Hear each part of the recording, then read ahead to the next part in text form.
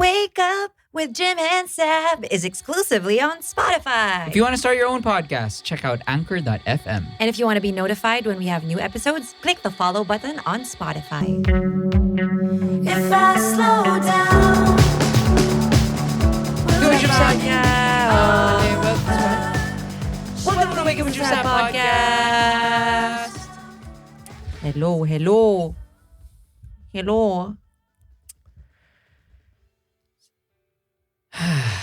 Basta. That's a long pause. Jeez. In this episode, we're gonna do wala lang, but ultimately we're gonna talk about resigning.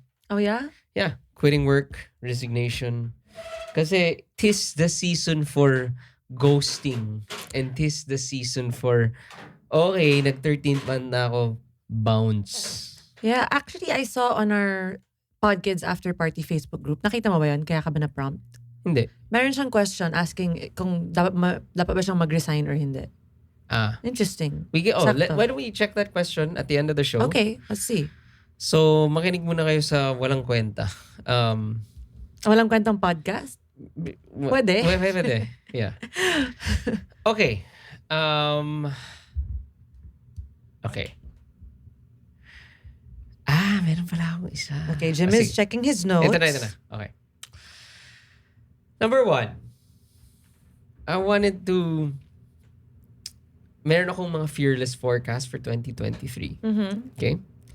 In tech, in food, and tech, food, and entertainment. Okay. Okay? So, been listening to a lot of pods and mostly mga Wall Street stuff. Yuck. Why? Jeez. So, I just want to share Okay. some of the information I've gathered. Can't wait. Okay. Number 1. Okay. Tech. Mm. Do you know that apparently TikTok pala, they're predicting that at the end of the year, TikTok is gonna be banned in the US. Oh yeah, matagal na yan ah. Matagal na, pero finally, parang the way Congress is moving, because both in a geopolitical level and a parang ano ba tawag dito, like both Democrats and Republicans are on the same page about protecting itself from China. Okay. Nakakatakot nga naman talaga actually. Tagal naman lahat niyan eh. Lahat ng mga yung mga face app, lahat niyan. Ng mga AI, yung mga kailangan i-scan yung face mo para makita mo. Remember, naging trend yung see how old you look. Yeah. See how you and your partner would, I never did how that. your babies would look. Lahat niyan, they're China-made, they're collecting faces, and it's pretty creepy. It's not a conspiracy theory, right? It's true. It's true. And I think, you can Google for the fact checks, okay? But if I'm not mistaken, allegedly, alam ko TikTok's terms of agreement, nakalagay doon na parang they own everything. Yung mga ganang mga weird, shady stuff. Kakaguan. Mga Zuckerberg. Zucking shit. Zuckerberg pala yung pangalan niya. Zuckerberg School of Perversion. So anyway, I think it's crucial because aside from that, they are predicting na mukhang ito na yung death of crypto. Yeah, kasi because what about NFTs? that is also the death of that. Damn, I'm so sorry to the podkids who understand what NFT is. Yeah, I don't not understand necessarily yung NFT, pero more of yung metaverse.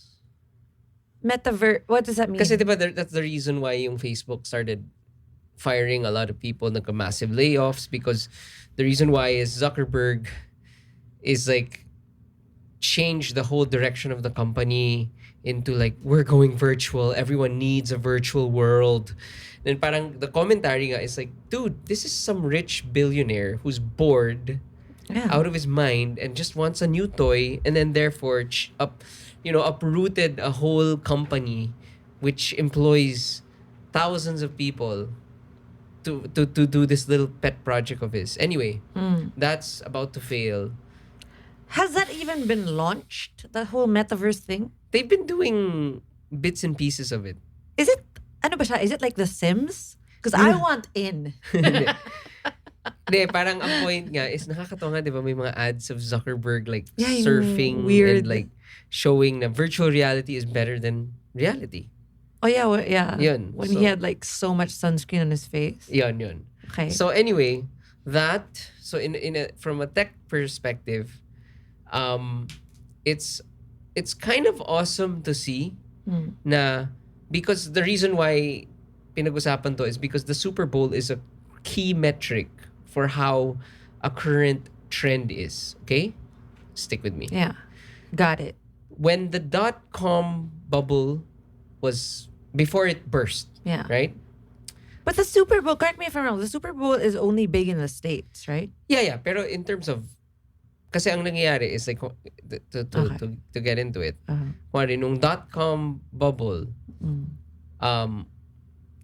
What do you mean by .com bubble? When the internet kasi, started? Yeah, like when nung kasi diba nangyari, like kumari, Mark Cuban, all these dudes got rich because everyone started a .com. They started a website, sold it for, billions. Yeah. And then eventually sumabog. Nalug, and halos walang natira Yeah. kasi there was no viable product. They didn't understand what it was. Yeah. So anyway, sa Super Bowl, nung year before it exploded, puro like random websites that are not alive anymore were heavily infusing money to advertise in the Super Bowl. Okay. And then when nung the next year na, nung sumabog at patay na, wala nang advertising. Sumabog. In a bad way. Okay. Yung Super Bowl. Hindi, nung sumabog yung mga .com shit. Okay. Kasi basically ganito, can I quickly explain what's happening now? Okay. Yung ngayon, hindi siya .com explosion eh. Diba? It's the Facebook, it's the Google, the Twitter, parang, diba? Parang Snapchat, and all these companies were getting funded by venture capitalists, right? Yeah. And they were getting billions of dollars. Angel investors. They were getting billions of dollars to Look at me just like parang, spitting stuff, spitting knowledge, Silicon Valley. Yeah. Okay. Parang these investors were pouring money into these things, right? Like, this is Snapchat. We're gonna and then the promise was, I'm gonna have 100 million users in 5 years. So give me $10 billion. Oh yeah, you explained this to Ganon, me. right? Yeah. So everyone was pitching. It was hot. All these VCs were like, venture capitalists were like, I'm gonna buy this company. And then eventually, ang nangyayari ngayon, and this is the peak of it, na hundreds and hundreds of millions of users, pero still luging-lugi yung kumpanya. Yeah, so how do they plan on monetizing it? That's exactly the problem. That's why it's going to explode. And therefore, kaya nag-Twitter blue tong si Musk. Kuwari, tong Twitter is a classic example of it. Na parang they're trying to figure out, how do we start earning from this? Sobrang labo. Anyway, which is the reason why gusto kong pag-usapan is because kaya siya forecast is mag-iiba ang itsura ng social media, I think, in 2024. Na, for example, everything is gonna progress na into subscription models. So, can you imagine, I think, ito ang forecast ko.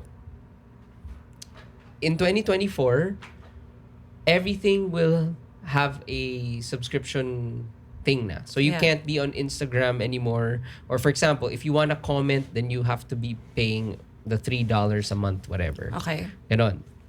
So ganon ang, because nga all these billions of dollars are just going down the drain. Yeah. And then they did reach their target. They did.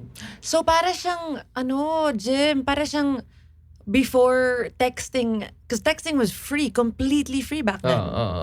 Nag-start sila mag-charge. Yeah. Remember? Yeah. And then later on, they're like, we can do only text stuff.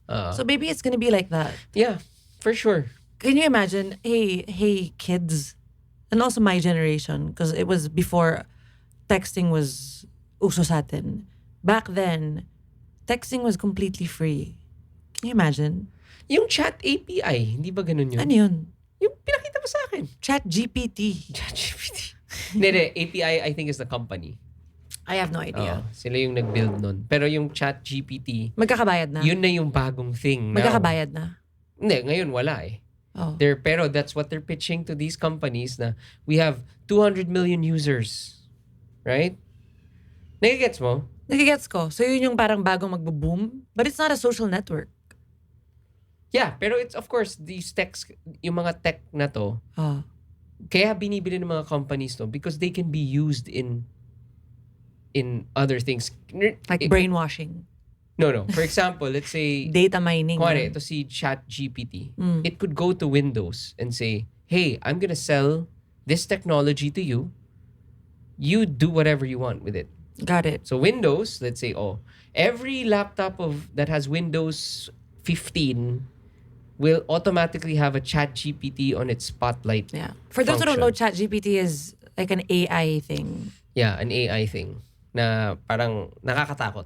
Yeah, but it can do anything. Yeah, and right now it's like an app. It's a website. It's a website na you go there and then you kakausapin mo and then like kuwari sabihin mo, apparently this ChatGPT technology may bago na daw na parang you say your dreams. Huh? Like kuwari itatype mo, robot. Robot. Hoy, chat. Hoy, robot. Hoy, gupit. GPT. I dreamt of a snake last night. Oh, that was me. And then this thing will do a drawing It'll of your draw? dream. No. Yeah. We should try that out. Try mo. Try natin ngayon. Why not? Pero anyway. Baka mag-freak out ako. Ayun. So, anyway, ang point ko is, habang yun yung forecast ko sa tech, ito yung isang tidbit na shocking sa akin. By the way, sabi na almost 2 weeks na kaming vegetarian/vegan. Yeah. Wild. I'm feeling great. Awesome. Also because hindi ako umiinom. Let's see. Let's see. Pero, do you know that Beyond Meat pala is, first of all, Beyond Meat was one of the biggest... So we're done with tech. Yeah. Okay. Well, this is kind of related na rin Okay. for food.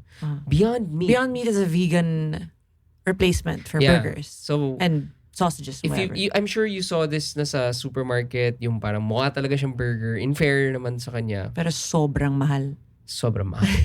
Pero, all the endorsers, Kim Kardashian, Billie Eilish, Chris Paul, Kanye West, joke. So, these guys were endorsing it. Sobrang sumabog to sa... It was the biggest IPO opening pala. Yeah. Ever. Wow. And then, ngayon, sobrang bagsak. Oh, really? Why? Kasi... Food industry? I mean, meat industry? Yun yung iniisip ko eh. Parang... Bakit siya babagsak? Of course, what do you think? Ano yung tingin mo? Kasi I know the answer. Siniraan sila, no? What do you think? It's the meat industry. Kasi parang didn't this give us hope when this was happening? Kasi I suggest pod kids... Because honestly, if you can, especially, it's easier to become meatless if you're given an option for it to kind of taste like meat, but not. Diba? It's an easier transition. I get it. People don't... Jim and I have watched the documentaries. We became vegan for, a big part of a year. And we saw yung how destructive it is to the environment and all of it. Eating meat. And it's just weird to us na parang daming resistance to going not even meatless, kahit like just lessen the meat. Because sabi, that's trillions of I know, dollars. it's trillions.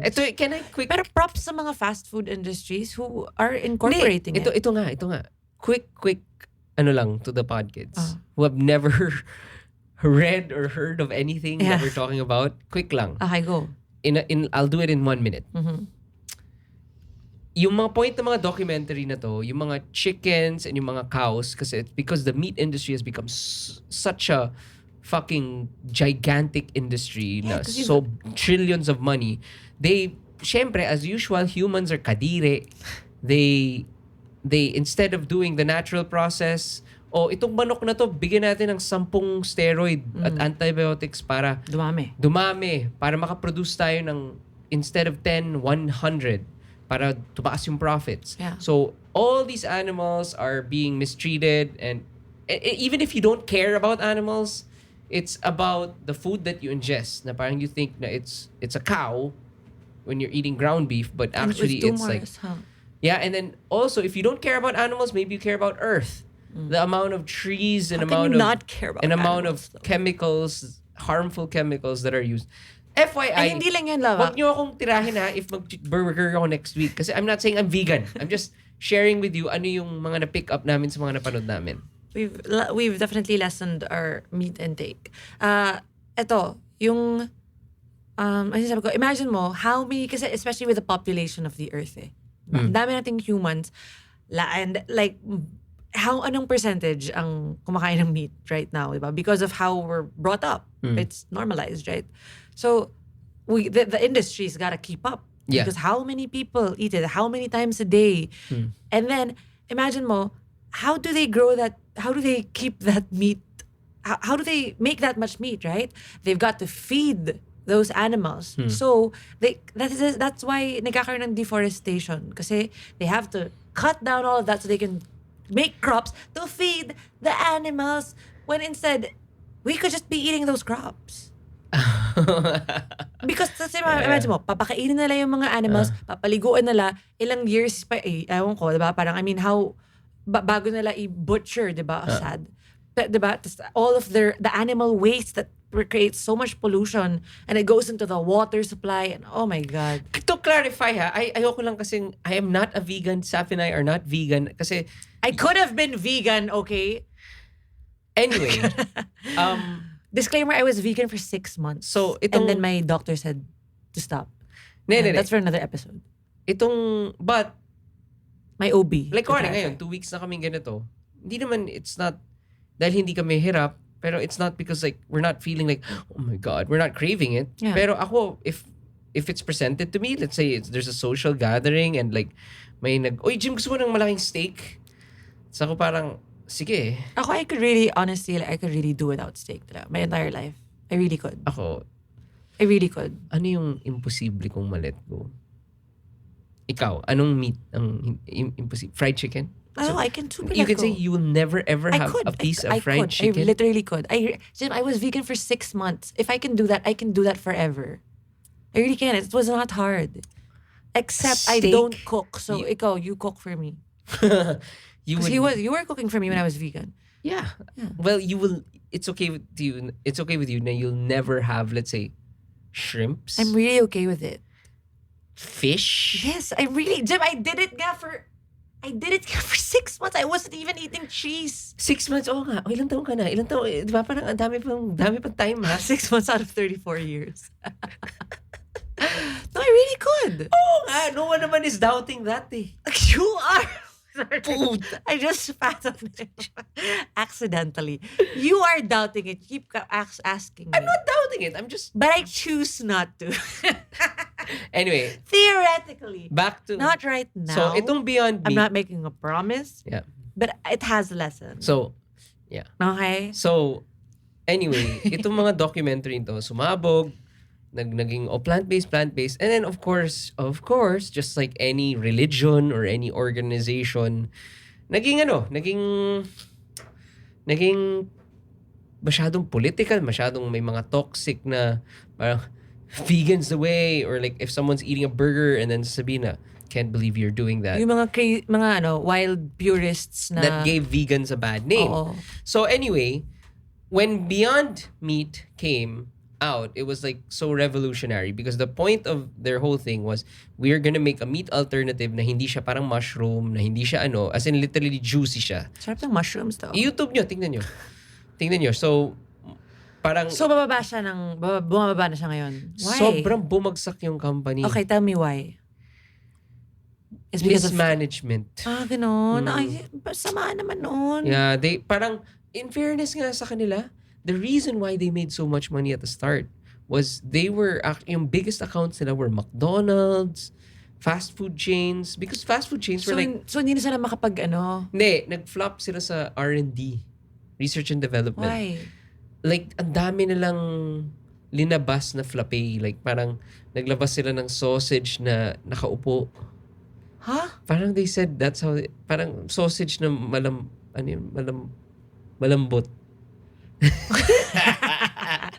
No one wants that. I mean, ano yun? Matamlay. Matamlay na sausage. A fucking bass. No one wants that. Not a matamlay sausage. No. So R&D I want my sausage firm. So internal daw yung flop. Sayang. Oh, well, that can be saved. I hope so. We should have, you know what? We should have a vegan episode. Because I feel like if we Isn't it this? No, as in like, no, answer all the questions. I want to know how many pod kids we have who are listening are actually plant-based na. I want to see. Nawala na yung Kasi hype dumadami. It's not a hype. It's a lifestyle change, Jim. No, it's not I a mean trend. the hype in terms of people Got getting into it. Or, well, I have a lot of respect for people who do it and don't make a big deal about it. Okay, so sobrang labo. But before that, let's take a break. Want more fun stuff outside our podcast? Come join our Podjon community. You'll get access to exclusive content such as live coaching sessions, hangouts via Zoom, live podcast recordings, exclusive discounts, spontaneous live streams, and more. Focus with me on our co-working sessions at Discord and let's be productive together. Looking for career advice or fun recipes? Or do you just want to join on our jamming sessions with Pancho and Vito? Took you a while. Talagang literally nagja-jamming kami ni Pancho and Vito and we stream it live. Anyway, subscribe to jimandsab.com for just $5 and you'll get access to all of these. We also have a monthly life coaching session, like we said, via Zoom where I talk to pod kids and give them advice. Yes, qualified life coach yarn. And the best thing about this whole thing is 100% of our monthly proceeds go to our chosen beneficiaries in partnership with Cerebral Palsy Epilepsy Family Awareness and Support Group PH. They are our heroes of the month, the children with special needs and their families. And this cause is especially close to our hearts because, well, you know why. So your subscription really means a lot to us. We hope to see you on our next hangout. Nag-enjoy ka na, nakatulong ka pa. Yay. Love you, thank you. Thank you. Okay, we're back. Resignation. So I'll read the... Wait, why did you want to talk about this? Kasi nga, personally, I've been saying on this pod, I had 5 jobs before, starting my own business. Mm-hmm. And hindi yun uso nung time ko. Parang, hindi siya ever naging, wait till, resignation season ng January kasi nakuha na yung 13th month, so bouncean na. Wala lang. It wasn't the thing for our generation, you mean? Yeah, ako. I mean, not our generation, but our peers. When I was employed, yeah. Parang... Yeah, ako din, hindi ko narinig yan before. But it's the culture is changing now. Because hindi na pumapayag yung mga tao to be mistreated. Yeah. Diba? Yeah. I mean, props to you guys. Yeah. To the younger gen. Anyway, basahin ko tong Go. message, okay? So, someone on our Podkids After Party group, you can check that out on Facebook. Just go to jimandsab.com. There's a link there. Hi, Podsibs. Good morning and happy Valentine's Day. Ooh. This was sent on Valentine's Day. So, ayun, Monday pa lang, pero yung pagod ko pang Friday na. Anyway, gusto ko lang humingi ng advice, especially sa mga nasa same situation like mine or who have experienced this before. Newly promoted ako sa work where I've been working for almost 5 years na. 3 to 4 years ago, okay naman ako sa work. Kahit bago yung process, super willing to learn and I still find work very interesting. Starting last year, I found work super stressful and parang hindi na ako happy. Madaming newbies and halos lahat ng ka-close ko and kasama kong nag-build ng team is wala na. I feel so overwhelmed and feeling ko, pasan ko buong team kahit 2 kaming soup. Supervisor. Kahit before pa lang ako ma-promote, isa na ako sa point of contact sa team. Yung role ko sa team ngayon is parang combination ng SME, small medium energy. Is parang combination ng SME at soup. Social media. Baka something. I thought it was small. Hindi ko alam eh. Combination ng SME, enterprise. Social media ba yan? SME, social media enterprise, right? Shoemart engineer. Pero how can that be a role? Quick question. Do you think pod kids know na SM is Shoemart? Probably not. No. Stig. The more you know. Okay, yung role ko sa team ngayon is parang combination ng SME at soup. Kasi palaging sagot ng SME and kasama kong soup is hindi pa nila masyadong kabisado or alam yung process. Hindi ko din maramdaman yung willingness to learn and palagi silang dependent sa akin when it comes to process-related questions. Tipong ilang beses ko na dinidiscuss pero yun at yun pa din yung tanong, walang retention. Is it worth it na mag-resign just because hindi na ako masaya sa work? Or should I give it some more time and baka may magbago pa sa toxic workplace? Thank you in advance for your input. Hey, you would answer this, Jim. Okay, so I think I've always been very quick to say on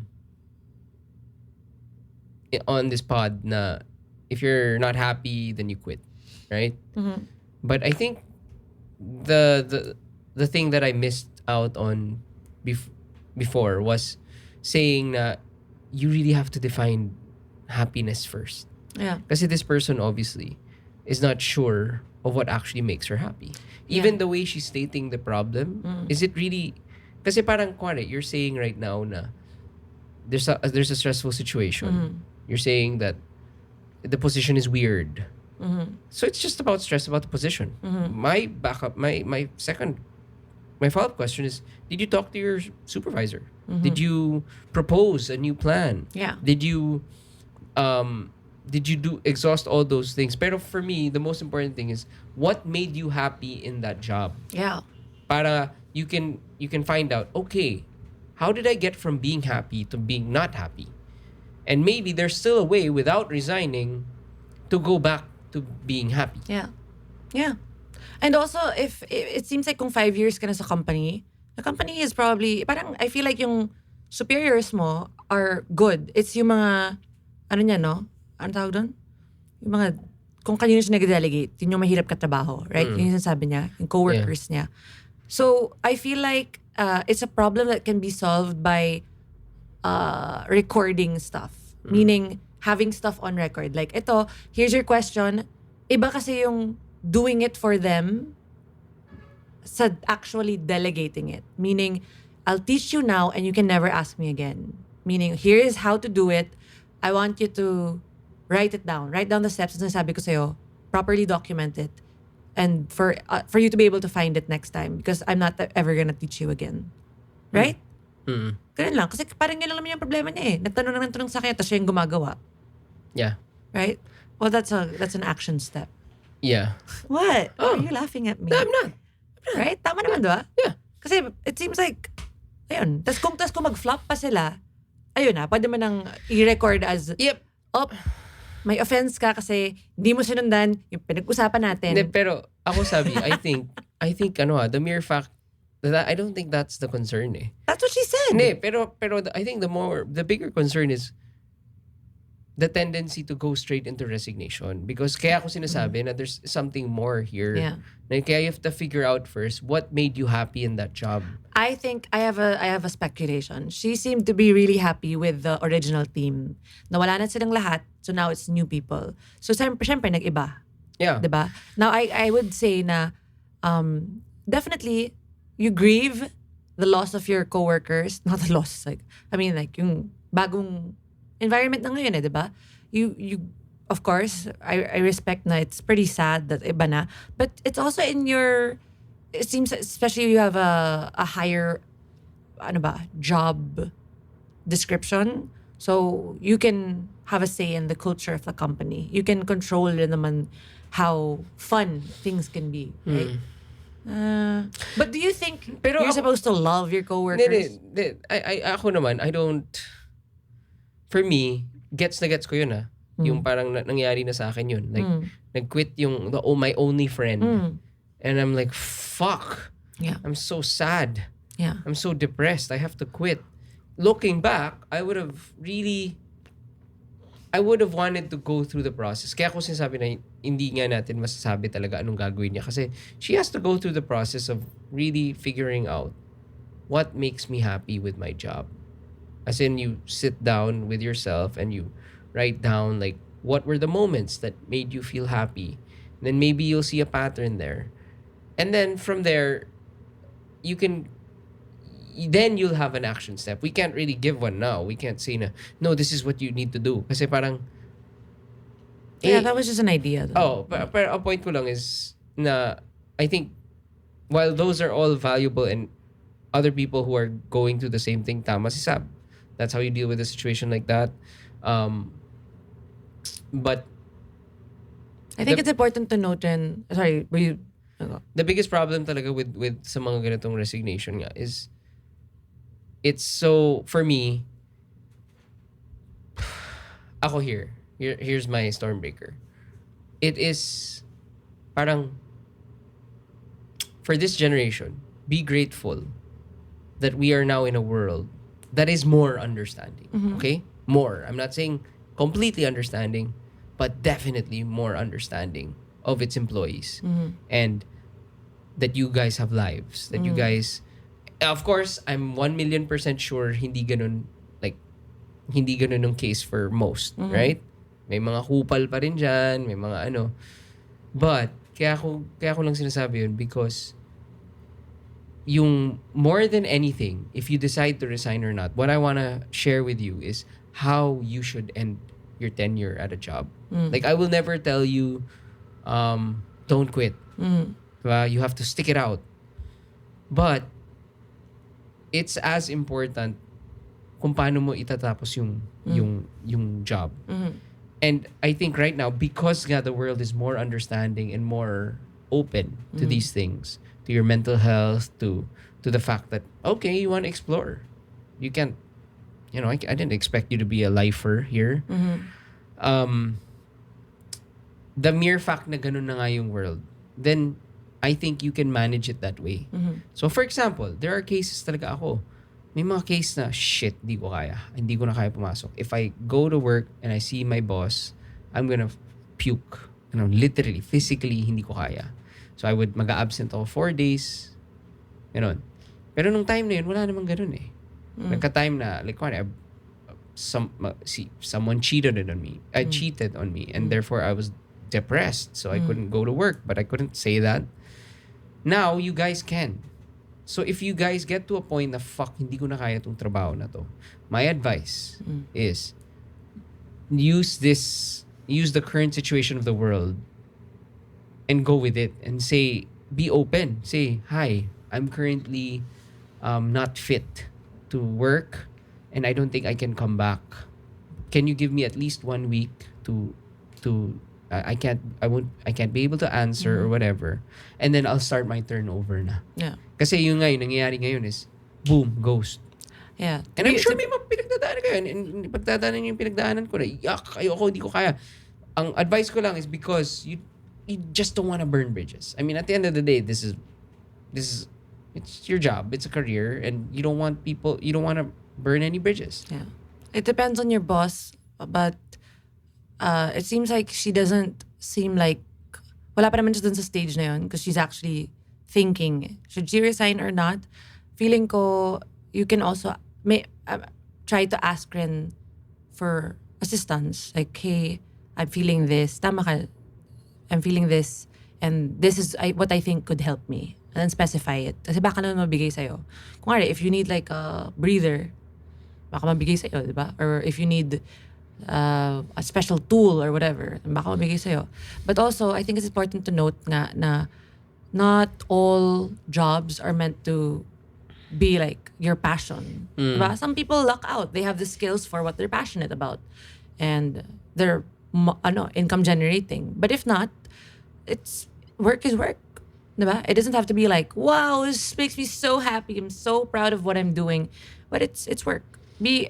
Sometimes it's not your passion, but you can be happy about the fact that it's able to put food on the table and all of that. Meaning, hindi naman kailangan na it makes you super happy with the actual job itself. Yeah, kaya right? actually it's not about baka nga hindi happy yung sinasabi ko. What is your expectations of this job?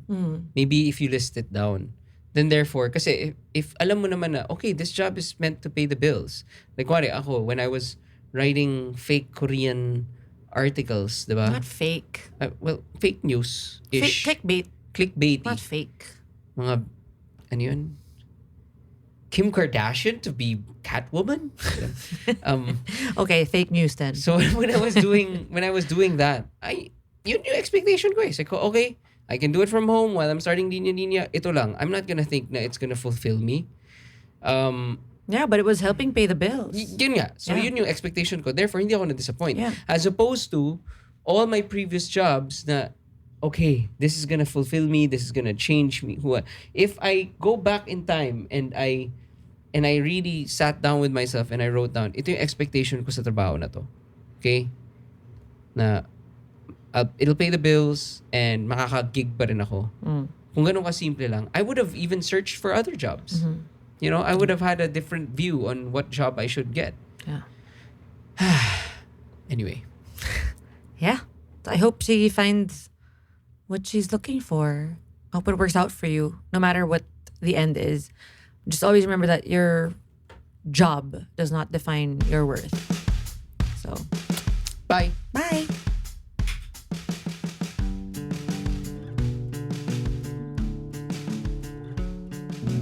We back. On Meta, We back. join the new official group for Afterpod Kwentuhans at bit.ly/podkidsafterparty. Also, we always love hearing what you guys think. So share your stories and tag us on Instagram at Wake Up with Jim and Sab, at Jim Bacaro, and at Sab Mangalona.